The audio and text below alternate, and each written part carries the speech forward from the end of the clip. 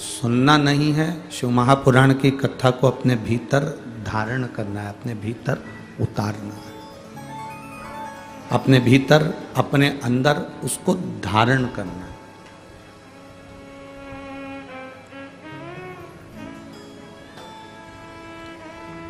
अब धारण करना किसको कहा गया? मतलब कथा सुनकर केवल एक कान से सुनी, एक कान से निकाल दी, एक कान से श्रवण करी, दूसरे कान से निकाल दी।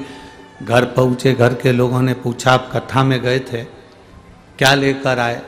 तो आपके स्मरण में नहीं आया। पर हमने देखा, ये अनुभव किया है,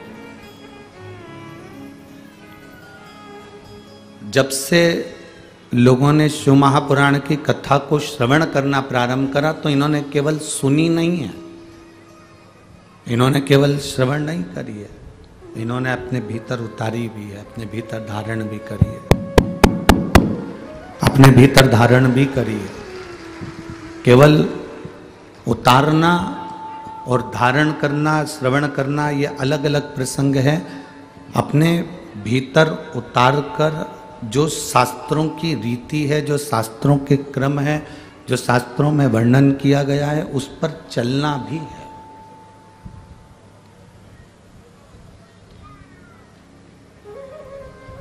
अभी तक लोग जितनी कथाएं सुनते थे, कथा श्रवण करते थे, वो सारी कथा लोग केवल सुनते थे पर अंदर धारण नहीं करते थे। पर शिव महापुराण की कथा वो कथा है जिसको लोगों ने धारण करा और एक लोटा जल ले जाकर शंकर भगवान को समर्पित करना प्रारंभ करा। मतलब अपने भीतर उसको उतारा, अपने भीतर उसको धारण किया, अपने भीतर उसको उतारा।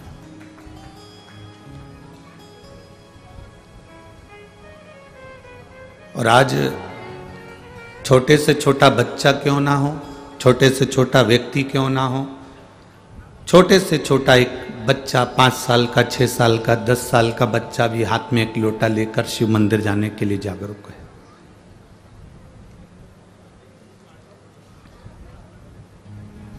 और ये जरूरी है। आप गुरु के दरवाजे तक जा रहे हो, गुरुद्वारे तक जा रहे हो, आप मंदिर के द्वार तक जा रहे हो, मंदिर के द्वार तक पहुंच रहे हो, आप किसी संत सदगुरु की शरणागति तक पहुंच रहे हो, तो ये एक आपके जीवन का एक आनंद है।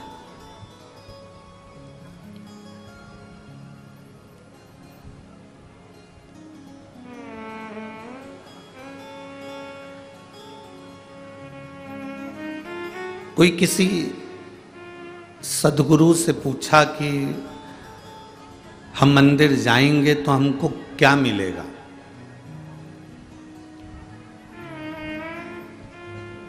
हम मान लो मंदिर गए तो हमको क्या मिलेगा? एक सदगुरु से किसी ने पूछा, एक संत से, एक सदगुरु से, एक गुरु से, एक साधु से, एक तपस्वी से, एक साधक से, एक उपासक से किसी ने पूछा, क्या मान लो हम मंदिर गए,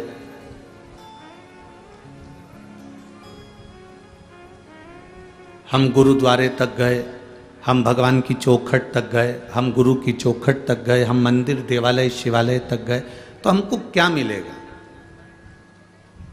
अब कोई कहे कि तुम्हें वहाँ भगवान मिल जाएगा, कोई कहेगा तुम्हें वहाँ गुरु का दर्शन मिल जाएगा, कोई कहे तुम्हें वहाँ पर प्रसाद मिल जाएगा, कोई कहे तुम्हें वहाँ पहुंचकर बहुत सारा वैभव मिल जाएगा, कोई कहे कि तुम गुरु के दरवाजे तक जाओगे, भगवान के दरवाजे तक जाओगे, गुरु के द्वार तक जाओगे तो तुम्हें बहुत सारा धन, वैभव, सत्ता, पैसा, दौलत सब मिल जाएगी।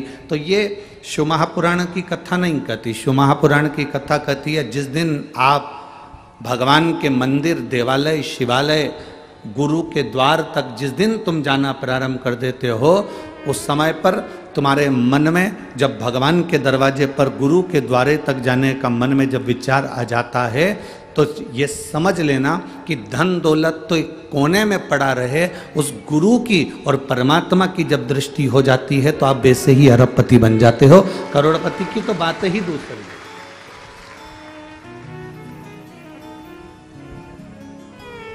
आप उसकी शरणागति के करीब में पहुंचे।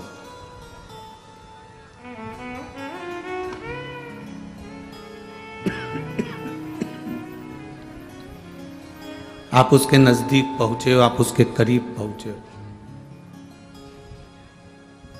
चलो एक बात और सरल भाषा में लो। एक छोटा सा पोता दादाजी की गोद में बैठता है तो उसकी जेब का पेन लेके उठता है। बोलो सही है कि गलत है?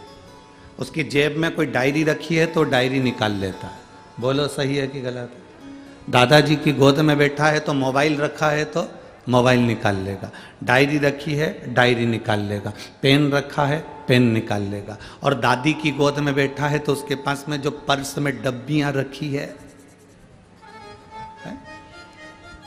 लौंग की डब्बी है, इलायची की डब्बी है, सुपारी की डब्बी है, तंबाकू की डब्बी है, उसके उसके उसके पर्स में, उसके बैग में जो जो सामान होगा। छोटा सा बैग है तो उसकी चेन खोलेगा, दादी के पास बैठेगा, माँ के पास बैठेगा, चेन खोल के उसमें जो जो सामान होगा उसका, भले वो लाली लिपस्टिक क्यों ना, जो भी सामान उसके बैग में होगा वो उस बैग में से निकाल ले।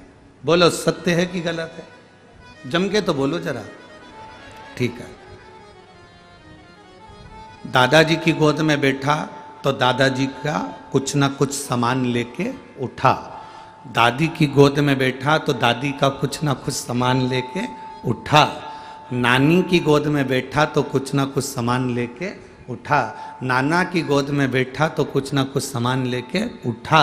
उसी तरह हम सबके दादा दादी नाना नानी वो ईश्वर, वो परमात्मा, वो मेरा ओघड़दानी, वो शंभू, वो भोलेनाथ, उनकी गोद में जब हम बैठते हैं तो कुछ ना कुछ लेकर उठते ही हैं, खाली उठते ही नहीं।